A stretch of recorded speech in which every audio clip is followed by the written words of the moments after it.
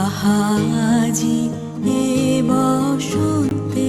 শীতের আবেশ কাটিয়ে প্রকৃতি জেগে ওঠে নতুন রূপে। গাছে গাছে নতুন পাতা, পলাশ শিমুলের ডালে লেগে থাকে রঙের খেলা, আর কোকিলের মধুর কুহুতানে মুখরিত হয় চারদিক। প্রকৃতি ও প্রাণের এই অপরূপ উৎসবই জানান দেয় এসে গেছে ঋতুরাজ বসন্ত।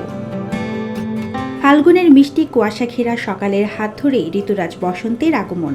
তাই তো ঋতুরাজকে স্বাগত জানাতে চারদিকে চলছে উৎসবের আয়োজন।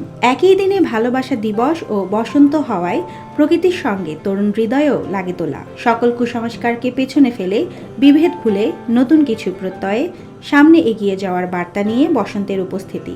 তাই তো কবির ভাষায় ফুল ফুটুক আর নাই ফুটুক আজ বসন্ত। বাংলা পঞ্জিকা বর্ষের শেষ ঋতু বসন্তের প্রথম দিনকে বাঙালি পালন করে পহেলা ফাল্গুন বসন্ত উৎসব হিসেবে। এই উৎসব এখন গোটা বাঙালির কাছে ব্যাপক সমাদৃত। বাংলায় বসন্ত উৎসব এখন প্রাণের উৎসবে পরিণত হলেও এর শুরুর একটা ঐতিহ্যময় ইতিহাস আছে, যা অনেকের অজানা। মোগল সম্রাট আকবর প্রথম বাংলা নববর্ষ গণনা শুরু করেন। নতুন বছরকে কেন্দ্র করে 14টি উৎসবের প্রবর্তন করেন তিনি। এর মধ্যে অন্যতম হচ্ছে বসন্ত উৎসব।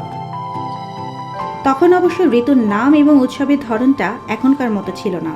তাই পহেলা ফাল্গুন বা বসন্ত উৎসব কেবল উৎসবে মেতে ওঠার সময় নয়, এর সঙ্গে জড়িয়ে আছে বাংলার গৌরবময় ঐতিহ্য, বাঙালি সত্তা। বসন্ত অনেক ফুলের বাহারে সজ্জিত হলেও গাঁদা ফুলের রঙকেই এদিনে পোশাকি ধারণ করে তরুণ তরুণীরা। খোপায় শোভা পায় গাঁদা ফুলের মালা। বঙ্গাব্দ 1401 সাল থেকে প্রথম বসন্ত উৎসব উদযাপন করার রীতি চালু হয়। সেই থেকে জাতীয় বসন্ত উৎসব উদযাপন পরিষদ বসন্ত উৎসব আয়োজন করে আসছে। এছাড়া বাংলা একাডেমি আয়োজিত 21 বইমেলা, ঢাকা বিশ্ববিদ্যালয় ক্যাম্পাস, শাহবাগ চারুকলা চত্বর, সোহরাওয়ার্দী উদ্যান, ধানমন্ডি লেক সহ নানা জায়গায় তরুণ তরুণীরা মাতিয়ে রাখবে সারাদিন। দিনভর চলবে তাদের বসন্তের উচ্ছ্বাস প্রকাশ। ফোন, ফেসবুক, টুইটার সহ বিভিন্ন সামাজিক যোগাযোগ মাধ্যমে চলবে বসন্তের শুভেচ্ছা বিনিময়। নানা আয়োজনে বসন্তকে বরণ করবে বাঙালি। Desk report, Deshkal news.